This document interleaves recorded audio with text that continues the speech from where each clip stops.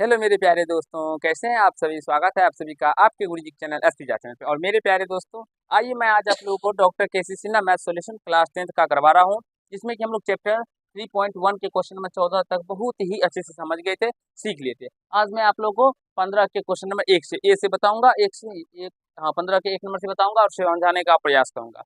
इससे पहले मैंने आप लोग के लिए बहुत सारे वीडियो बनाए, ये पार्ट शायद 19 होगा या 18 होगा, देख लीजिएगा आप लोग। जो होगा उसको बारीकी से सारे पार्ट्स को देखिए। और ये पीछे वाले पार्ट्स बोलेंगे सर कहाँ मिलेगा, तो डिस्क्रिप्शन बॉक्स में सारे वीडियो का लिंक दिया रहता है, आप लोग वहां से देख सकते हैं और समझ सकते हैं, अपने कंसेप्ट को क्लियर कर लीजिए।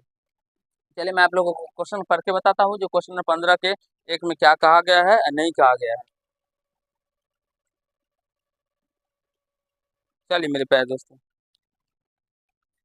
15 में कहा गया है, निम्नलिखित रैखिक समीकरण युग्म को आलेखीय विधि द्वारा हल करें और इन रेखाओं तथा एक्स अक्ष से घिरे क्षेत्र को छायांकित करें और छायांकित क्षेत्र का क्षेत्रफल भी ज्ञात करें। चलिए मेरे प्यारे दोस्तों, आशा है आप लोग सारे प्रश्नों को बारीकी से समझ रहे होंगे और सीख पा रहे होंगे पीछे के प्रश्नों को। चलिए यहाँ से सबसे पहले आप लोगों को क्या करना है, इसको फर्स्ट इक्वेशन मान लेना है और इसको सेकेंड इक्वेशन।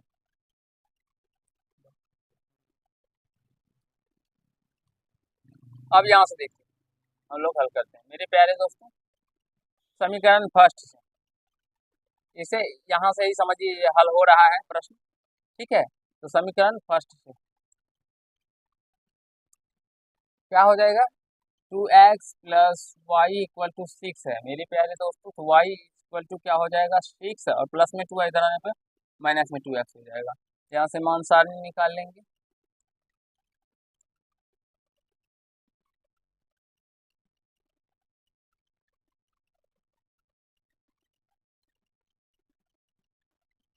ये x और ये y।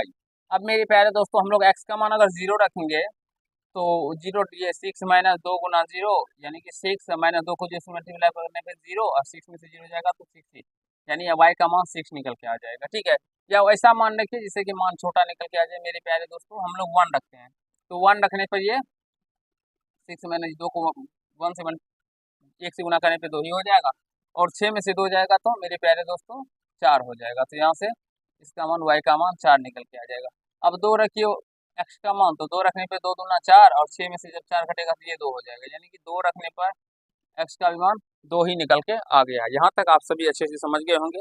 और ये आलेखीय विधि से सॉल्व करने के बारे में मेरे प्यारे भाई, मेरे प्यारे दोस्तों, मैंने आप लोगों को इससे पहले के भी पार्ट्स में बहुत ही अच्छे से समझाया हूँ और सिखाया, और आशा है आप लोग देखे भी होंगे, ठीक है।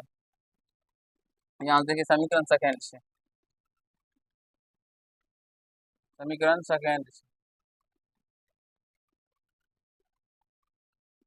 क्या है, सेकेंड समीकरण 2x minus Y equal to 0। मेरे प्यारे दोस्तों 2x minus Y equal to क्या है, टू 0 है। तो यहाँ से आप लोग देखेंगे तो क्या हो जाएगा, y इक्वल टू 2x की साइड लेके आएंगे तो ये माइनस में 2x हो जाएगा और यहाँ से माइनस कैंसिल हो जाएगा, तो y इक्वल टू हो जाएगा 2x। y इक्वल टू क्या हो जाएगा, 2x। एक बार समझिए और सीखने का प्रयास कीजिए, फिर मैं आप लोग को आगे समझाऊंगा और सिखाने का प्रयास करूंगा। यहाँ से देखिए मान सारणी हम लोग यहाँ से बनाते हैं।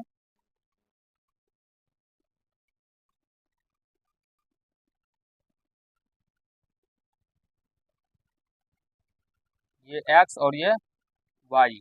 अब मेरे प्यारे दोस्तों, अगर हम लोग x का मान 1 रखेंगे तो y का मान 2 ही हो जाएगा, और y का मान अगर हम लोग x का मान 2 रखेंगे तो y का मान 2 दूना 4 हो जाएगा। आशा है एक बार देख लीजिए और समझने का प्रयास कीजिए। जो अगर हम लोग x का मान 1 रखेंगे तो 1 2 को 1 से मल्टीप्लाई करने पे 2 ही हो जाएगा, तो y का मान 2 निकल के आ जाएगा। और यदि 2 रखेंगे तो 2 दूना 4, तो y बराबर 4 निकल के आ जाएगा। आई होप यहाँ तक आप सभी समझ गए होंगे, सीख लिए होंगे, कहीं कोई दिक्कत नहीं हुआ होगा। अब चलिए हम लोग इसका ग्राफिक विधि से सॉल्व करते हैं। आप लोग ग्राफ पेपर की सहायता से सॉल्व कीजिएगा, आपका एग्जैक्टली बिल्कुल ही अच्छे तरीके से सही बनेगा और राइट आंसर आएगा। ये एक्स डैश होता है और ये एक्स होता है, ये वाई डैश वाई होता है और ये वाई डैश होता है। मेरे प्यारे दोस्तों, इसमें 4 तक है तो हम लोग एक बढ़ा के मान ले लेंगे, ठीक है। यहाँ पे 0, ये 1 2 3 4 5। आप लोग को क्या करना है मेरे प्यारे भाइयों, आप लोग को ग्राफ पेपर पे इसको बनाना है, ठीक है ना। -1 -2 -3 और सारे के बीच की दूरी भी समान लेना है। जितना बीच की दूरी इधर रहेगा मेरे प्यारे भाइयों, उतना ही इसमें भी और उतना ही इसमें भी रहना चाहिए। मेरा थोड़ा सा इधर उधर हो सकता है क्योंकि मैं माप कर नहीं ले रहा हूँ, तो आप लोग सही से बनाइएगा।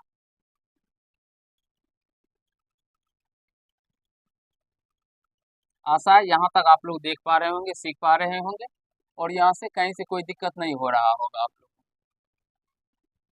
और इन प्रश्नों में कुछ भी नहीं होता। एक बार मेरे प्यारे दोस्तों अगर आप लोग सीख जाते हैं ऐसे प्रश्नों को, तो आसानी से इन प्रश्नों को आप लोग सॉल्व कर पाएंगे और कहीं से कोई दिक्कत या समस्या नहीं होगा आप लोग को। ठीक है,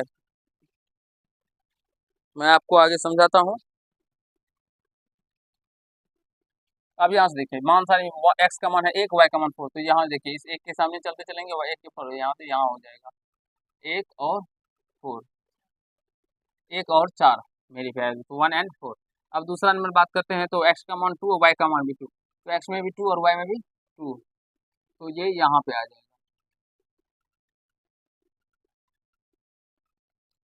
2 और 2, तो ऐसे लाइन चला जाएगा।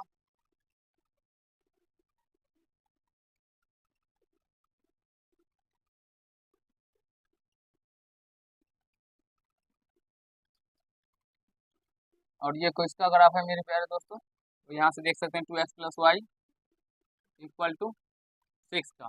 दूसरा समीकरण है x में 1 y में 2, x में 1 y में 2 मेरे प्यारे भाइयों यहाँ पे होगा, और x में 2 y में 4, x में 2 y में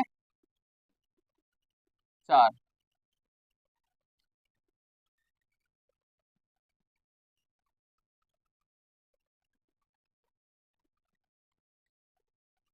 x में 2 y में 4, तो यहाँ से ऐसे करके ये चलता चला जाएगा ऊपर, और यहाँ से ये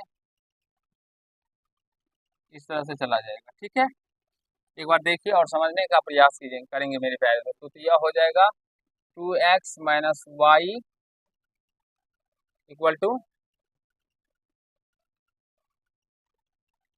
6, 2x minus Y equal to क्या हो जाएगा, यहाँ से देख सकते हैं 2x minus Y equal to 0 हो जाएगा। इस रेखा का जो समीकरण होगा 2x minus Y equal to, अब यहाँ पे देखेंगे मेरे प्यारे दोस्तों, ये थोड़ा सा इधर उधर हो गया है, लेकिन आपका जो ग्राफ कॉपी बनाइएगा तो वहां से x का मान जो है वो क्या आएगा, तो यानी कि 3/2, आप लोग कह सकते हैं इसे 3/2 को 1.5 आएगा, और y का मान 3 वर्ग इकाई आएगा। ये सब जो होते हैं ये वर्ग इकाई हो जाएगा, सॉरी वर्ग इकाई नहीं, क्षेत्रफल अभी निकालेंगे ना तब वो पता चलेगा।